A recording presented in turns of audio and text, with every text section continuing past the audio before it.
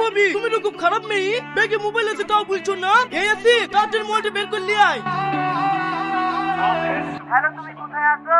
তোমাকে খুঁজে খুঁজে পাচ্ছি। সারা পৃথিবী খুঁজলেও আর পাবি না, তোর বউকে আমরা কিডন্যাপ করেছি।